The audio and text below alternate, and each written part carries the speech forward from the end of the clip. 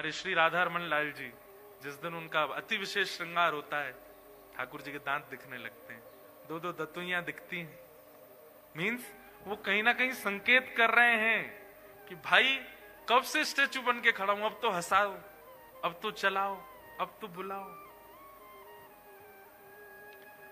नवदा भक्ति में सबसे विशेष भक्ति है अर्चन भक्ति, उस पर हम बिल्कुल ध्यान नहीं देते।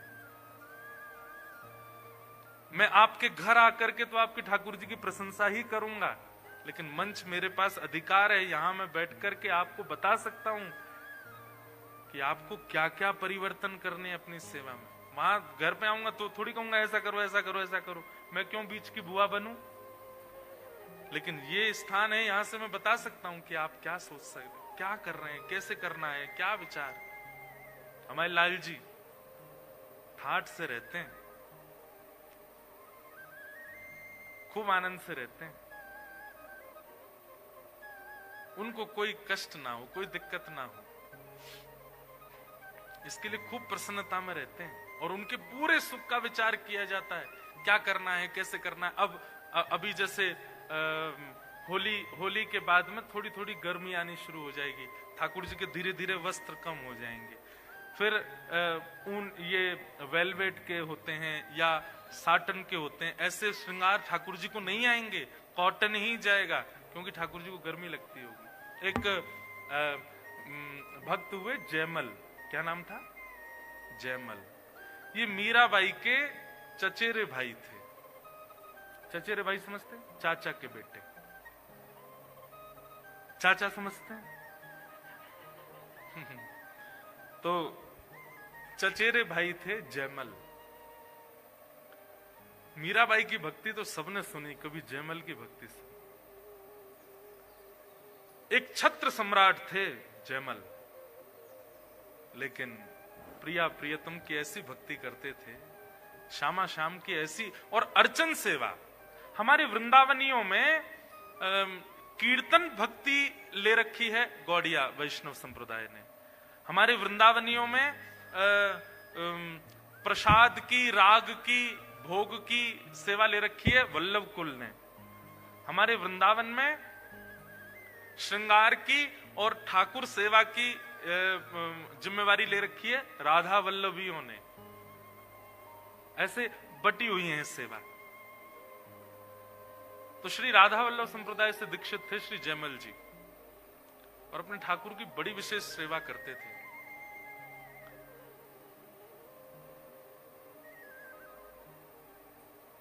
एक दिन वे अपने कक्ष में सो रहे थे और उनको अचानक गर्मी लगने लगी। पहले फैन तो होते नहीं थे, एसी तो थे नहीं, कोई द्वारपाल बाहर बैठा बैठा पंखा चलता था ऊपर, वो रस्सी से पंखा चलते रहते थे, ऐसा ही व्यवस्थाएं होती थी।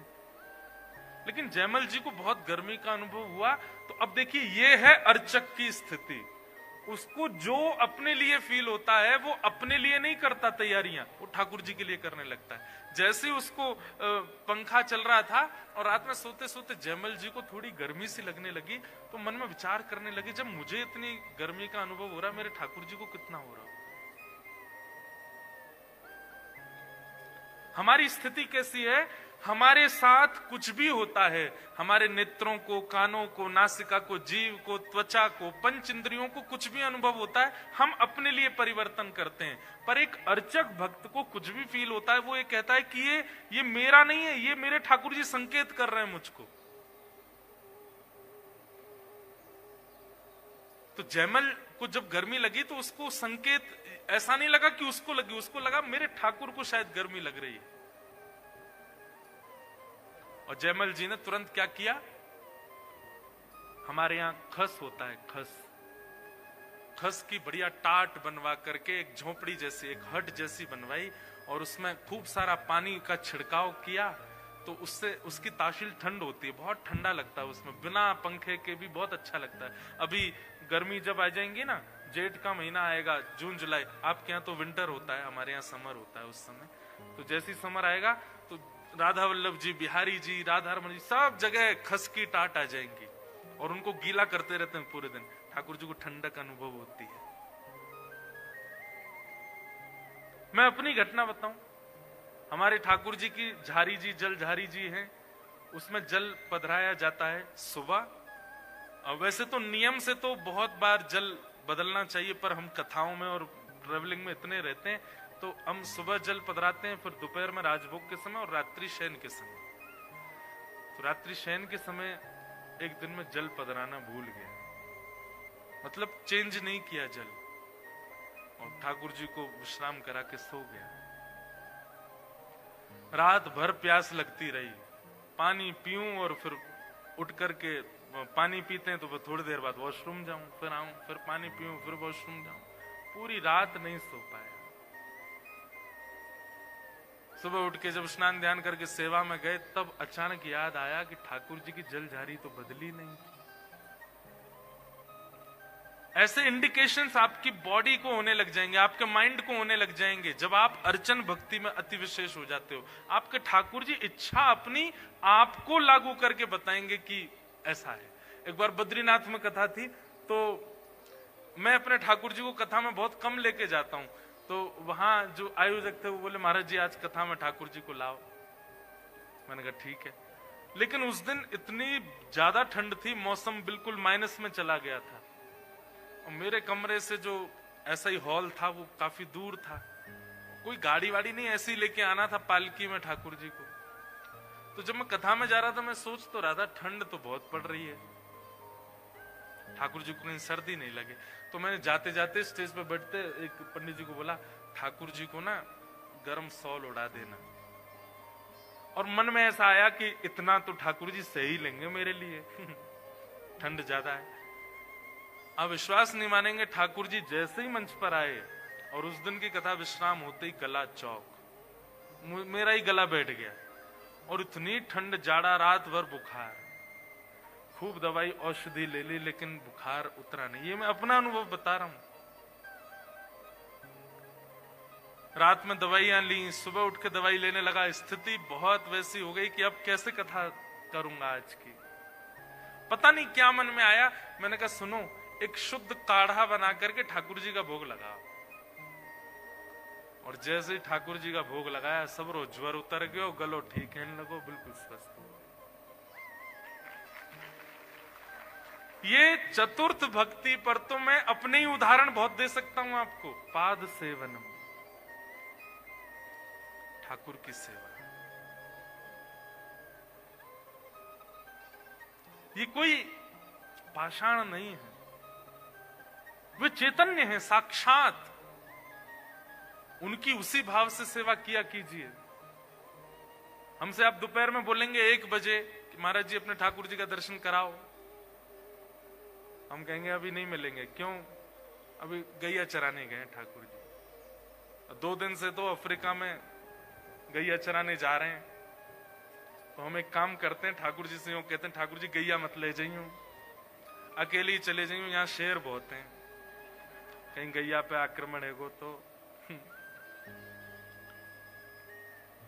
आज हम कहीं बाहर गए थे तो भोग के लिए आपको आज्ञा दी कि आप भोग लगाओ, लेकिन उससे पहले ठाकुर जी को बोला कि ठाकुर जी आज भोग जिस घर में आप आए उस घर का कोई सदस्य पधराएगा। नहीं बता करके जाएंगे तो भोग की थाली गिर जाएगी नीचे। ऐसे अनुभव होते हैं। ये कैसे होते हैं? जब आप उनको पाषाण ना, उनके प्रति पाषाण बुद्धि ना रखो। वो गेम खेल रहे हैं आपके साथ में, उस गेम में अपनी निपुणता करो।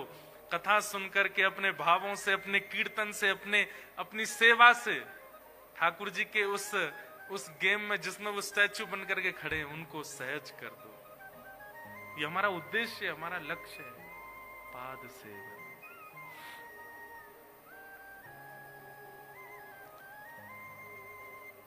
तो जयमल जी का नित्य नियम था कि वो ठाकुर जी के आगे 3 घंटा बैठ करके सेवा करते थे, और सेवा करने के बाद में खूब भाव से ठाकुर जी को भजन, कीर्तन और जो भी उनको अच्छा लगता था सुनाते थे। उनके विद्रोही जो उनसे द्वेष मानते थे, जो उनसे लड़ना चाहते थे राजागण, वो जयमल जी को किसी भी रूप में हरा नहीं पा रहे थे। बहुत प्रतापी राजा थे। तभी किसी ने जाके बताया, बोले जयमल जी को हराने का एक ही उपाय है। बोले क्या? ये सुबह इतने बजे से इतने बजे के बीच में अपने ठाकुर की सेवा में होते हैं और उस समय ये कुछ नहीं करते।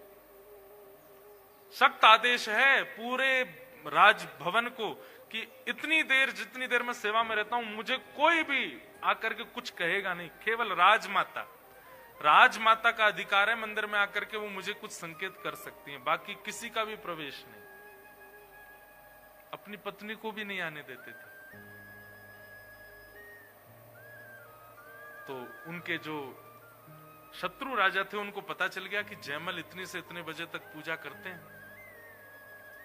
उन लोगों ने उसी समय आक्रमण किया उनके राज्य पर आक्रमण हुआ। चारों तरफ से सेनाओं ने घेर लिया। मंत्री, महामंत्री, सेनापति दौड़े दौड़े, सब बोले क्या करें। बोले ये तो वो काल है जिसमें राजा पूजा में बैठते हैं और अभी तो काल शुरू हुआ है, अगले 3-4 घंटे तक वो सेवा में रहेंगे। अब क्या करें? इतनी देर जितनी देर वो सेवा में रहेंगे उतनी देर में तो ये पूरा राज्य लुट जाएगा। दौड़े दौड़े मंत्री गए राजमाता के पास। मां, आप ही जयमल जी को कहो कुछ करें, वो सेवा में बैठे हैं ठाकुर जी की। राजमाता को अधिकार था लेकिन इतना भी नहीं था कि कुछ बहुत बड़ा निर्णय लेने के लिए वो मंदिर में जाकर के उनसे कहें कि कुछ करो। बड़े संकोच में धीमे धीमे चरण रखते हुए राजमाता मंदिर में गई। जयमल जी अपने ठाकुर जी को गोद में लेकर के सेवा कर रहे। अच्छा, एक और बात, यह भी एक स्वरूप है कि अगर आपके ठाकुर जी सेवा के बड़े हैं, थोड़े उनका भार ज्यादा है, तो खड़े खड़े उनकी सेवा हो। लेकिन अगर ठाकुर जी छोटे हैं, स्वरूप इतना ज्यादा भारी नहीं है ठाकुर जी का, तो एक सुंदर वस्त्र अपनी गोद में रख के वहीं लेटा के ही सेवा किया कर ठाकुर जी की। आपकी गोद में ही आए वो, वहीं सेवा पाए।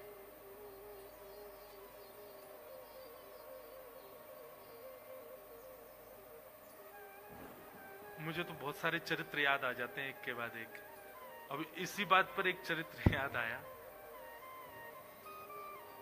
ओरछा, हमारे भारत में मध्य प्रदेश में एक स्थान है ओरछा। वहां के राजा थे मधुकर शाह। उनकी पति थे कृष्ण भक्त, पत्नी थी राम भक्त। तो पत्नी जो थी ओरछा नरेश की, वो राम जी की सेवा करती थी, खड़े खड़े सेवा करती थी ठाकुर जी की। तो ठाकुर जी बोले, उनके एक दिन स्वप्न में आकर के बोले, आप हमारी 6-6, 7-7 घंटे तक सेवा करती हो, खड़े खड़े सेवा करती हो, तुम्हारे पांव सूज जाते, हमको अच्छा नहीं लगता, आप बैठ के सेवा किया करो। तो जयमल राजा की पत्नी क्या बोली, ठाकुर जी मैं तो सेवा 2, 4, 5 घंटे आपकी करती हूं, पर आप तो भोर से लेके रात्रि तक खड़े रहते हो। जब मेरे स्वामी पूरे दिन खड़े रहते हैं तो उनके सामने 4-5 घंटे खड़े होने में मुझे लज्जा क्यों? मैं खड़े खड़े ही सेवा करूंगी। मेरा ये सेवा धर्म नहीं है कि आप खड़े मैं बैठ जाऊं। खड़ी रहती ठाकुर जी के आगे, बैठती ही नहीं थी। वो कहीं किसी मंदिर में भी दर्शन करने जाती थी तो ठाकुर जी अगर खड़े विग्रह, अधिकतर सब जगह खड़े हैं, वो बैठती ही नहीं थी। सत्संग में भी कोने में खड़ी रहती थी। क्यों? ठाकुर जी खड़े, हम कैसे बैठ जाएं? उनका भाव। जब किसी के लड्डू गोपाल दिखती थी तो बैठ जाती थी, बोले ये बैठे ठाकुर है तो मैं भी बैठूंगी। लेकिन कहीं खड़े ठाकुर हैं तो वहां बैठ नहीं सकती हैं। रात में स्वप्न में ठाकुर जी ने आके कहा, आप बैठ जाया करो। बोले नहीं, मैं तो खड़ी रहूंगी, आप भी तो खड़े हो। ठाकुर जी इतना कह के अंतर ध्यान हो गए। स्वप्न पूर्ण हुआ, ब्रह्म मुहूर्त हुआ, स्नान ध्यान करके आप जैसी सेवा में गई, क्या देखा, आपके राम लला भी बैठ गए। और आज भी ओरछा में श्री ठाकुर जी बैठे हुए, उनकी भक्ति के लिए बैठ गए। हमारे साथ ऐसी लीला क्यों नहीं करते ठाकुर जी? हम क्यों वर्षों से सेवा, लोग बाग अपने अपने घर ले जाते हैं, बताते हैं हम इतने वर्षों से सेवा कर रहे हैं, इतने वर्षों से सेवा कर रहे हैं। क्या परिवर्तन हुआ? पाद सेवन। तो जयमल राजा की राजमाता ने आकर के बताया, बोले पुत्र जयमल, मुझे पता है तुम अभी सेवा में हो, अपने ठाकुर की अर्चना में लगे हो, पर एक बहुत बड़ा संकट राज्य पर आया है। और राज्य पर आए संकट के समय अगर राजा व्यस्त होगा तो राज्य का कैसे भला होगा। जयमल ने कहा, एक बात कही बस। बोले, मां, इस भवन से बाहर दुनिया मुझे राजा मानती है, पर वास्तव में इस नगर के राजा ये, और ये देख रहे हैं दृष्टि है इनकी। मैं अपने नियम से पहले नहीं आऊंगा। आपके अंदर ये जड़ भाव इनके प्रति क्यों आया कि ये नहीं देखते हैं, केवल मैं देखता हूं। मैं अगर सेवा में लगाऊं तो इसका मतलब इतनी देर यही देख रहे हैं बाहर, इसलिए आप बिल्कुल चिंता ना करें, चले जाएं। अब राजमाता कहे, मैं क्या कहूं, बाहर सेनापति मंत्री आदि सब खड़े। बाहर जाकर के राजमाता ने कहा, कुछ नहीं, तुम लोग सब बैठे रहो। जयमल तो बोलता है कि उसके ठाकुर देख रहे हैं सब। यहां राज्य के सब लोग, माताएं बहनें अपने घरों में चली गईं, बच्चों को संभालने लगी, सब रोने लगे, चीखने लगे, अब हमारा कुछ नहीं होगा। राजा को कोसने लगे, हम कैसे राजा के सानिध्य में रहती हैं, राज्य पर आए संकट के समय और मंदिर के भीतर जाके बैठ गया है। ये पाद सेवनम की चर्चा चल रही है। ठाकुर जी ने मन में विचार किया, इसका इतना विश्वास है मेरे प्रति और मेरी सेवा इसका सर्वधन है, उसके आगे अगर राज्य भी लुट रहा हो तो इसको कोई दिक्कत नहीं है। आज इसकी रक्षा हम ही करते। और ठाकुर जी ने एक दिव्य रूप धारण किया, एक राजा का वेश धारण किया, किरीट धारण करके, धनुष लेकर के, बाण लेकर के ठाकुर जी घुड़साल में गए और राजा का निज घोड़ा जो था उसी पर ठाकुर जी बैठ गए और घोड़े को लेकर के राजभवन के ऊपर गए और ऊपर जाकर के वहां से पूरी सेना को देखने लगे। सेना को दिख रहा है कि कोई खड़ा है ऊपर छत पर राजभवन के, और वहीं से एक चाबुक मार करके छलांग मारी, सीधे पहुंच गए रणभूमि में, अकेले, कोई भी नहीं साथ, कोई और नहीं, ठाकुर जी गए। तस्कर से एक बाण भी नहीं निकाला और पूरी सेना को तबाह कर दिया। कैसे? अपने नेत्रों से, केवल अपनी मुस्कान से। सेना आती है लड़ने के लिए, धनुष बाण चढ़ा चढ़ा करके, तलवार उठा करके, और जैसे ही ठाकुर जी के पास पहुंचती है, ठाकुर जी उस सेना को देख करके हंस जाते हैं। जैसे ही हंसते हैं सारी सेना गिर जाती है, मोहित होकर के गिरने लगी। धीमे धीमे धीमे धीमे सारी सेना ऐसी पस्त होती रही। जो मुख्य प्रमुख राजा था उसके पास जैसी घोड़ा लेकर के पहुंचे, वो देखने लगा, बोले ये कैसा अकेला व्यक्ति पूरी सेना नष्ट करता आया है। उसके सन्मुख जाकर के ठाकुर जी ने अपनी भौएं थोड़ी सी हिलाई, अपने मुख की एक मधुर मुस्कान से कुछ, ठाकुर जी एक्सप्रेशन किंग हैं हमारे ठाकुर जी, ऐसे ऐसे एक्सप्रेशन बनाते हैं। हमारे चतुर्भुज दास जी कहते हैं, बंक चितय मुस्काए के सुंदर वदन दिखाए। ठाकुर जी बांके मुस्काते हैं, केवल आधा होठ ऊपर जाता है ठाकुर जी का, उतने में ही तो कल सबके प्राण हरण हो जाते हैं। गोपियां गोपी गीत में, वेणु गीत में क्या क्या नहीं कहती ठाकुर जी के रूप के लिए। अधरम मधुरम वदनम मधुरम, हसितम मधुरम चलितम मधुरम। श्रीमद् वल्लभाचार्य जी द्वारा विरचित मधुराष्टक। अधरम मधुरम वदनम मधुरम, मधुराधिपते अखिलम मधुरम। जैसे किसी भी अत्यंत गुणवान व्यक्ति को आपके सामने खड़ा कर दिया जाए, उसमें भी एक दोष तो आप ढूंढ ही लोगे। वो एक होता है ना, रूप के कॉम्पिटिशन्स होते हैं कई सारे, स्वरूप के, उसमें बहनें भी भाग लेती हैं, भाई लोग भी लेते हैं। हमारे जैसे मिस्टर इंडिया होता है, मिस्टर वर्ल्ड होता है, ऐसे मिस यूनिवर्स और ये सब होते हैं ना। ले आओ पिछले 7 बार की बनी हुई सारी मिस यूनिवर्स और मिस्टर यूनिवर्स को ले आओ, उनमें भी दोष दिख जाएंगे आपको। जिनको पूरे यूनिवर्स का सबसे सुंदर व्यक्ति बताया गया, वो भी दोष युक्त दिख जाएंगे। लेकिन श्रीमद् वल्लभाचार्य जी कहते हैं कृष्ण में आप एक दोष भी नहीं देख पाओगे। दोष की क्रिया कौन कौन सी होती है? बोले वमितम मधुरम। अब वमित करते समय कोई मधुर कैसे लग सकता है? वमितम मधुरम मतलब मुख में पानी लेके उसको उगलना। बोले वो रूप भी अगर आपने कृष्ण का देख लिया तो पागल हो जाओगे, इतने सुंदर लगते हैं। चलते हैं मधुर, बैठते हैं मधुर, हंसते हैं मधुर, नाचते हैं मधुर, बोलते हैं मधुर, सब कुछ मधुर। इसीलिए कहा मधुराधिपते अखिलम मधुर। बहुत सुंदर। ठाकुर जी ने पूरी सेना को अपनी केवल रूप माधुरी से मोहित कर दिया। सब पस्त होकर के गिर पड़े। यहां जयमल की पूजा पूरी हुई। जयमल की पूजा पूरी हुई, तुरंत बाहर आए राजमाता, क्या हुआ? कुछ आक्रमण आदि? बोले नहीं अभी तक तो नहीं हुआ है, लेकिन अब तुम देरी मत करो, जल्दी अपने कवच आदि पहनो, निकल जाओ युद्ध के लिए।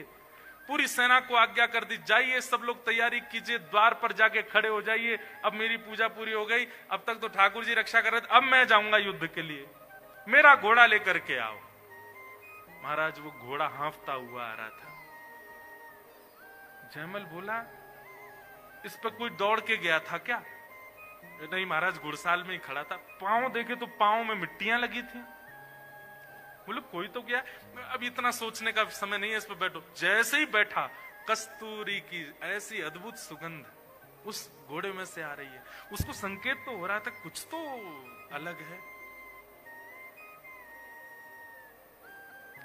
जैसे ही उसने चाबुक खींची, द्वार खुला, राज्य का बाहर जाकर